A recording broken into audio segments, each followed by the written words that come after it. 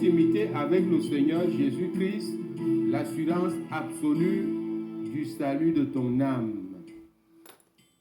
Alléluia, alléluia. Tu ne vas plus tomber si tu suis les enseignements de l'ISJC International Ministry. En attendant donc, tu ne quittes pas. Nous prions. Dieu d'Abraham, Dieu d'Isaac, Dieu de Jacob, Père éternel, Seigneur Jésus, qui est comme toi, éternel des armées, Dieu tout-puissant, Dieu majestueux, Dieu glorieux. Tu es digne de gloire, digne d'honneur, digne de puissance et de pouvoir. Merci de nous réunir encore en ce moment-ci pour connaître de toi et être sûr que le jour que le Seigneur revient, nous ne soyons pas éloignés et ignorés de lui. Et voilà pourquoi tu suscites des thèmes comme celui-ci, la puissance du péché dans la vie d'un chrétien. Et Saint-Esprit, prends contrôle maintenant, enseigne ton peuple en amenant toute pensée captive à l'obéissance de la parole de Dieu. Je couvre le studio ici par le sang de Jésus-Christ et toi aussi qui me regardes, toi et toute ta famille, soyez protégés par le sang de l'agneau au nom puissant de Jésus-Christ. Nous avons prié. Amen. Très rapidement, je vais m'excuser ici. La vidéo de samedi, dont hier n'a pas pu passer, je ne sais pas pourquoi elle n'a pas téléchargé. J'ai attendu, j'ai tout fait. Et j'espère que celle-ci est la bonne et qui vous parvient et qui va transformer la vie d'une personne ou plusieurs au nom puissant de Jésus. Nous revenons très rapidement sur ce thème qu'on ne peut pas épuiser. Eh bien, voilà la puissance du vieil homme, n'est-ce pas, dans la vie du chrétien que nous sommes. Comment faire pour s'en débarrasser? Si tu suis les enseignements de l'ISJC, tu es libre de cela au nom puissant de Jésus. Pour ne pas rater un seul de nos enseignements, parce que comme une chaîne, abonne-toi et appuie sur la cloche de notification et comme ça, tu partages aussi. Eh bien, nous devons savoir ce qui a amené d'abord le péché originel. Parce qu'on dit toujours que c'est Satan, mais c'est lui. Mais pourquoi? Qu'est-ce qui était en l'homme? Pour que Satan ait réussi cette mission-là, faire tomber l'homme. Nous lisons très rapidement, n'est-ce pas? Genèse chapitre 3, à partir du verset 6. La femme vit que l'arbre était bon à manger et agréable à la vue et qu'il était précieux pour ouvrir l'intelligence. Elle prit de son fruit et en mangea. Elle en donna aussi à son mari qui était auprès d'elle et il en mangea. Nous voyons très rapidement ici, trois choses se dégagent. Ce que, quand nous sommes déjà dans le Seigneur, nous nous appelons enfants de Dieu. Il faut arrêter d'aller partout, voir partout ce qui se passe, manger de tout. Vous comprenez? L'arbre était bon à manger. Vous comprenez un peu la première phrase là. La femme vit que l'arbre était bon à manger. C'est ce que nous sommes dans le Seigneur. Toute personne qui se présente et se donne un gros titre, eh bien, on mange. On mange. Vous comprenez un peu? Deuxième chose ici. Deuxième chose, nous dit que et qu'il était précieux, non, qu'il était agréable à la vue. Agréable à la vue. Tu es déjà né de nouveau, tu es dans la maison de Dieu. Ce n'est pas ce qui brille qui conduit au salut. Ce n'est pas tout ce qui brille qui conduit au salut. Ce n'est pas les artifices, ce n'est pas les affiches géantes. Ce n'est pas, alors on appelle les méga churches, les très grandes églises avec beaucoup de monde. Tout est très beau. Allez voir ça dans Matthieu, vous allez trouver que un grand boulevard comme ça qui s'ouvre devant toi, c'est ça qui t'amène en enfer. Mais un petit chemin rétréci, c'est là. C'est derrière ce petit chemin que tu peux parvenir à Dieu. Vous comprenez? Donc, voilà ces choses. La troisième chose ici, c'est que c'était, n'est-ce pas, c'était précieux pour ouvrir la vue. Nous pouvons lire ici, nous pouvons lire, et qu'il était précieux, cet arbre, pour ouvrir la vue, l'intelligence. Vous comprenez que, au lieu de chercher des exploits, auprès de Dieu, on consulte plutôt les devins, on consulte plutôt les marabouts et les faux prophètes. Ça s'appelle la magie. Ça veut dire quoi? Tu es né de nouveau pour rien, mais tu fais encore ces choses. Allons très rapidement voir la correspondance de cette écriture dans le Nouveau Testament. Ça, c'est l'Ancien Testament. Il y a toujours une correspondance, vous allez comprendre. Galates, n'est-ce pas, chapitre 5, à partir du verset 19, nous lisons. Or, les œuvres de la chair sont manifestes. Ce sont l'impudicité, l'impureté, la dissolution, l'idolâtrie, la magie, les inimitiés, les querelles, les jalousies, les animosités, les disputes, les divisions, les sectes, l'envie, l'ivrognerie, les excès de table, les choses semblables. Je vous le dis d'avance, comme je l'ai déjà dit, tous ceux qui commettent de telles choses n'hériteront point le royaume de Dieu. Vous comprenez que quand vous dites que nous sommes durs, voilà ça, jusqu'aux excès de table qui sont commandés ici par la chair, et c'est le vieil homme qui est derrière.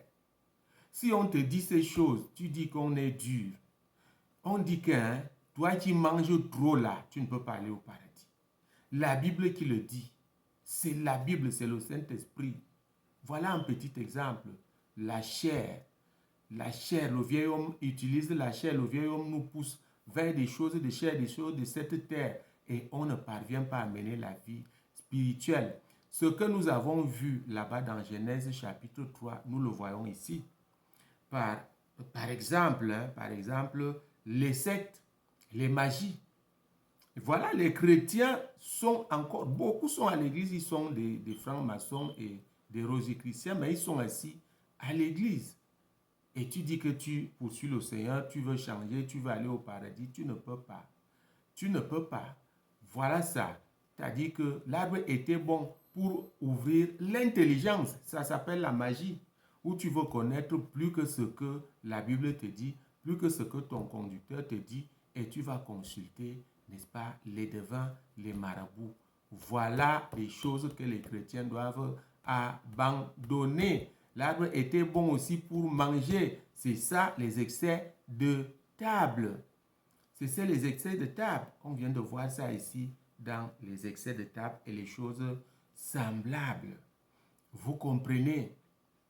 Et aussi, quand tu essaies de transposer, n'est-ce pas, et qu'il était bon pour ouvrir l'intelligence, il était bon à manger et agréable à la vue. Agréable à la vue. C'est ça les imitations. Est-ce que vous savez que beaucoup de chrétiens peuvent aller en enfer parce qu'ils imitent Maman Pastor? Excusez-moi, je ne fais pas une focalisation, mais en réalité, c'est ça qui se passe. Les jeunes filles qui vont à l'église imitent qui? Maman Pastor. Ce n'est pas leur faute, c'est la faute de Maman Pastor. Mais moi, je suis là pour t'enseigner. N'imite pas la Maman Pastor avec les démons sur la tête. Ne l'imite pas.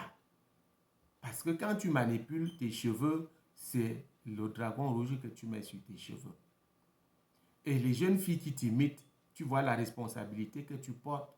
Tout ce que Dieu a maudit et que les mamans passent aux portes, les jeunes filles, vous qui allez à l'église, ne mettez pas ces choses. Vous n'allez pas être transformés. Donc voilà ça. Maintenant, qu'est-ce que faut-il faire pour couper, c'est-à-dire couper? Tu as reçu le baptême du Saint-Esprit, tu dois devenir spirituel. Il faut faire quoi? Tu dois marcher avec Jésus-Christ, tu dois t'attacher avec Jésus-Christ. Il faut faire quoi? C'est la seule libération. Allons très rapidement dans Colossiens chapitre 3. Vous allez voir qu'il y a vraiment cette nécessité il faut emboîter le pas. Et Colossiens chapitre 3, verset 1. Si donc vous êtes ressuscité avec Christ, cherchez les choses d'en haut, où Christ est assis à la droite de Dieu. Si vous êtes ressuscité, ça veut dire que le vieil homme qui a été crucifié quand tu es né de nouveau, le vieil homme a été crucifié dans l'eau. Nous l'avons vu dans Romains chapitre 6. Et je crois le verset 6. Le vieil homme a été crucifié maintenant. Tu es né de nouveau. Cherche maintenant, aspire aux choses d'en haut où Christ est assis à la droite du Père. Ces choses, c'est d'abord quoi? Le Saint-Esprit. Romains chapitre 8, verset 9.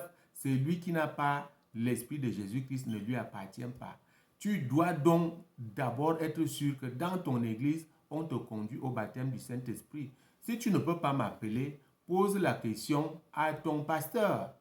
Pourquoi tu ne nous as jamais conduit à l'exercice du baptême du Saint-Esprit? Je te dis ces choses parce que ça te permet déjà de t'attacher à la parole de Dieu, de t'attacher au Seigneur Jésus-Christ.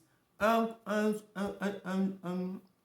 Corinthiens chapitre 6 verset 17, dont nous voyons très bien que la solution se trouve là. Vous comprenez? 1 Corinthiens chapitre 6 verset 17, celui qui s'attache au Seigneur devient même esprit avec lui. Cela ne se passe pas seulement en bavardant. C'est pourquoi quand tu lis ce que je viens de lire là, nous repartons là-bas à, n'est-ce pas, nous repartons à Galates chapitre 5, à Galates chapitre 5 donc, et chapitre 5 ici, et puis nous pouvons voir toute cette liste pour éviter toutes ces choses, les animosités, les inimitiés, les querelles. Il faut mourir, il faut que la chair parte, il faut que le vieil homme soit dégagé. Ce n'est pas tout simplement la morale chrétienne qui te dit ne fais pas telle chose, ne fais pas telle chose. Tu dois faire quelque chose pour que ces choses, pour que le vieil homme parte. Pour que le vieil homme parte, tu dois absolument avoir le baptême du Saint-Esprit. C'est ça qui t'amène à l'amour des Écritures. Et nous voyons dans Jean chapitre 17, verset 17, que ta parole nous sanctifie. La parole de Dieu sanctifie le chrétien petit à petit. Alors, pour tout réussir, maintenant que tu as le baptême du Saint-Esprit, il faut donc, chers frères et sœurs en Christ, pratiquer l'intimité avec le Seigneur Jésus-Christ.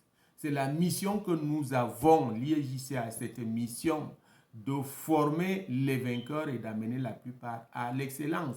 Vous comprenez, nous ne pourrons pas, cette vision ne peut pas sauver tout le monde. Donc, cette vision s'attaque d'abord aux pasteurs, aux leaders de l'Église qui sont humbles, je le dis bien. Mon maître Thomas a averti, les grandes églises que vous voyez là, ils ne pourront jamais vous accepter, jamais. Ce sera des petites églises où les pasteurs ont dit non à n'est-ce pas, ces loups ravisseurs qui vendent les illusions et qui disent venez, on vous donne ceci, vous aurez une assemblée remplie, les dons et les ceci, cela. Non, la cible de l'IEJC, ce sont ces gens-là qui sont restés intègres. Et c'est là que le travail commence. C'est là que le travail commence. Ces hommes de Dieu-là, ils sont impactés donc, et puis ça se propage. Alléluia. Voilà la solution, n'est-ce pas, au vieil homme. La solution au vieil homme, c'est de devenir spirituel, de s'attacher à Jésus-Christ. Et maintenant, l'IEJC te prend. Même, je peux vous dire, tout commence par la reconstruction du temple du corps de Christ, ce qui inclut ici une très bonne nouvelle naissance, ce qui inclut une bonne délivrance, des guérisons, le baptême du Saint-Esprit. Et maintenant, on t'enseigne comment tu pries pour être attaché au Seigneur Jésus-Christ afin qu'il t'amène vers le Père. Il t'amène donc vers le Père et là, tu es absolument libre de le suivre et de le servir. Alléluia. Donc, voilà, chers frères et sœurs en Christ, ce que nous pouvons dire aujourd'hui. On peut dire, Alléluia, nous sommes délivrés du vieil homme. Si tu mets tout ceci en pratique. Prochainement, nous allons continuer en profondeur en montrant les avantages et les désavantages de cette vie, de cette vie en esprit. Il n'y a pas de désavantages, Nous allons montrer les désavantages de la vie dans la chair que nous devons laisser dehors et puis les avantages de la vie en esprit. Que le Seigneur vous bénisse aujourd'hui au nom puissant de Jésus-Christ. Nous avons prié. Amen.